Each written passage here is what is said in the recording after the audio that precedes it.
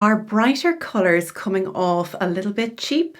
If you're worried about this, stay tuned for today's video. Hello and welcome, my name is Sarah. This channel is all about helping you develop your personal style and in doing so increasing your confidence. If you're new here, you're most welcome, and of course a big warm welcome to all the regulars here. Thank you for your support. So today's video comes in as a request from several people really who have asked me about brighter colours, especially if you're falling into those brighter palettes of winter and spring, how they might come off a little bit cheap looking, particularly in certain contexts where it might be a corporate environment or something more formal. So I'm going to address that today. If you're interested in working with me, I work with people all over the world, online and of course in person as well here in Ireland. You can check out my services on my website and I'll list that below. I've broken this down into 5 key points that I think covers everything that came to my mind when it comes to this topic of brighter colours coming off a little bit cheap. The first thing to note is your colour palette. So first of all, if you are in the brighter seasons, particularly if you're a bright winter or a bright spring, brighter colours obviously work for you better. The very fact that you can tolerate high chroma colours means that the colours don't necessarily look all that bright on you. So if you're somebody who has lower contrast, lower tolerance for that chroma level, yes, I think those colours begin to look out of place. And as soon as anything begins to look out of place on a person, whether it's the shape of clothing or a certain style that just doesn't fit their authentic self, it starts to look like it doesn't belong. And so I think then begins to, maybe not, cheap may not be the word, but it certainly doesn't look expensive. Let's put it that way. So when something doesn't look like it belongs to you, if it doesn't suit you in your natural features, that's when I think something looks out of place and starts to look not expensive or cheap. So if you do fall into these bright winter, bright spring categories, I would say, okay, yes, your colour palette is bright, but even within your bright palette, you do have a range of chroma. Not everything is super bright, super neon. If you look at your palettes, then you will see that you do actually have a range and you don't have to go full on bright all the time. By the way, I've just released a 20-page e-booklet on each of the 12 sub-seasons with so much information on makeup, hair color, fabric choices, best and worst colors, and so much more. So I'll link that down below as well. You can go check it out. They're PDF downloads. You can have it in an instant, and it's such a great reference. So check that out. So to summarize that first point, I would say if you can tolerate the brighter colors, I don't think you have to overthink it too much. If you're in a more muted category, then yes, brighter colors can start to look out of place. My next point is context.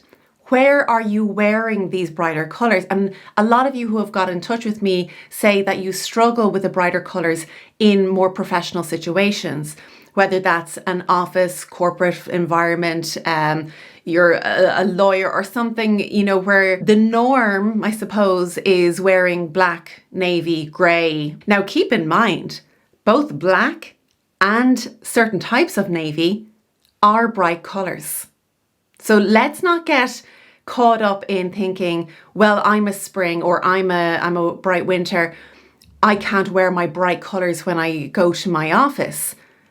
Don't forget that black and navy can also be, and even a clear gray can be bright colors. So just because we're a bright season, we don't have to go in head to toe neon. Okay, there's a beautiful range of colors in your color palette that would be suitable for those types of places. I also think you've got to consider your particular situation, because with every company culture, there's different expectations. And more companies are embracing something a little bit different, embracing individuality, and often that comes with using colour to express that. Once again, I would say it works better for somebody already in the brighter categories because it just feels seamless and it feels like it suits them better than someone in a muted category. So it's about finding that balance of respecting the company culture, what's the norm there, but also not neglecting who you are as an individual, because don't forget, being an individual is incredibly valuable. I've just pulled out the Bright Winter palette here just to demonstrate What I would wear to a corporate situation, I have an interview actually coming up soon, and it's for a business award. And I'm thinking, okay, what would be appropriate for me to wear? I want to be professional, but I don't want to neglect who I am and what my business is, right? So if I'm looking at the Bright Winter palette, now I can get away with some of these colors when I wear makeup, okay? I dip into the brighter seasons. So, I mean, there's like, I would absolutely wear a head to toe purple suit. I would wear that. And of course, you've got a range of purples there as well. Moving down into some cobalt blues would be incredible. I mean, there's a beautiful range of colours. And I want to reiterate, don't get caught up in this idea that bright means neon. I think bright confuses a lot of people, actually. I think sometimes the word clear is a better use of the word or better description of the colour palette. Clear colours.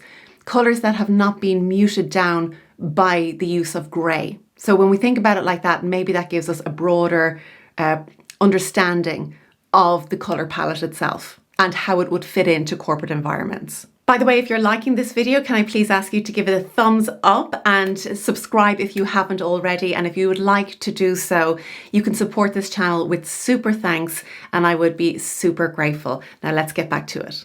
My next point is the cut of clothing can make or break an outfit and, can tell us whether something looks cheap or not. I mean, if we're thinking about something that's really skimpy with cutouts, while that might be more suitable for certain situations, maybe at a club, maybe at the beach or something like that, it doesn't translate to a lot of other places where if you want to look more sophisticated and not cheap, then you're going to choose something that is cut a little bit differently, that has an elegant flow to it. So as well as thinking of your bright colours, think of how that bright colour is paired with the cut of your clothing. Following on from that point, the quality of your clothing makes a huge impact. We talked about quality of clothing there a couple of weeks ago. Check out that video on how to spot quality. And this was also a point a subscriber made a couple of weeks ago. She commented that from far away, something looked really great and kind of eye-catching, but on closer inspection, it actually wasn't so hot. I'll read that question out here. I was in a supermarket today. I saw some stylish, vivid emerald green and royal blue eyelet lace tops and a vertically striped navy and white strappy summer dress. All were in highly contrasted, intense colours from the winter palette. They seemed cute from a distance, but close up I wondered if they looked just a little bit cheap. The question came to me then, do bright, vivid colours from the spring and summer palettes have the potential to look cheap instead of classy? So I thought that was a really good question. And I think that goes back to the points that I've just made, that from far away, something can look beautiful and eye-catching. And sometimes these kind of things work from far away. Let's say if you're on stage and you don't have that opportunity to get up close and personal with somebody, sometimes something really vivid is what you need to be seen on a larger stage. But when you get up close and personal, these things can look cheap for a number of reasons. Again, the quality, the print itself and the quality of the print, whether that is built into the woven fabric or whether it's printed on top of the fabric, gives it a different quality. So yes, on closer inspection, some things can come across a little bit cheaper, like that jacket I showed you a couple of weeks ago, where from far away I was like, ooh, cute jacket. Looked into the details, I wouldn't touch it with a barge pole. So always check in with the quality of your garments as well, because you can be sure no matter what colour you're wearing, if it's cheaply made, it's going to look cheap. My last point on this topic is the quantity of that colour that you use. So if you are going for super bright colours, and again, going back to depending on what context you're in, if you're at a festival, you might go head to toe bright. Brilliant. That's what festivals are for. But if you're in the office, going head to toe bright might feel a little bit out of place, particularly if your company culture calls for something a little bit more conservative. So think of ways how you can bring smaller quantities of your brighter colour into what you're wearing. Now, this could be just a bright lipstick with a navy suit. It might be a necklace. It might be a blouse that's underneath a jacket. So you don't have to go head to toe bright. Small doses in your shoes or your handbag or your lipstick or somewhere along the way can honour your specific color palette, particularly if you're bright. That's it for today's video. I hope you enjoyed it and learned something new. And if you have any questions, please do put them in the comments below. And I'll see you again next week. Take care. Bye bye.